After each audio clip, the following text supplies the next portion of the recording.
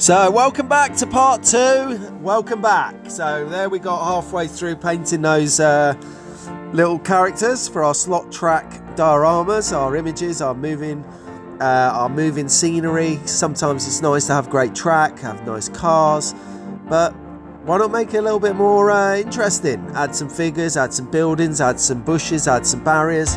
Build it up a bit, have fun. That's what this is about. So here's part 2. I hope you enjoy, and I'll see you on the next one, track fans.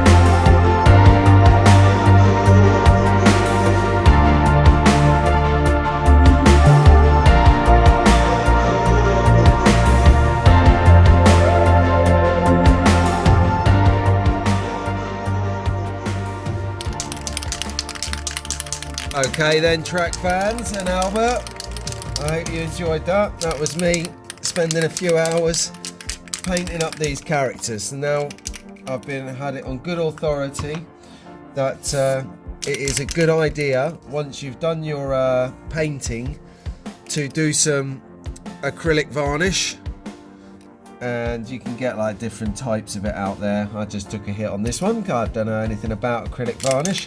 But if you're going to move your pieces around the track every now and again and do different dioramas, different models, different kind of examples of stuff, then use this stuff to protect these from everyday movement, or the paint will rub away or in time. So here we go. I'm guessing it's the same difference as priming. Hold it just a little bit away and then give it a general spread. So here we go. Actually put my drink out of the way.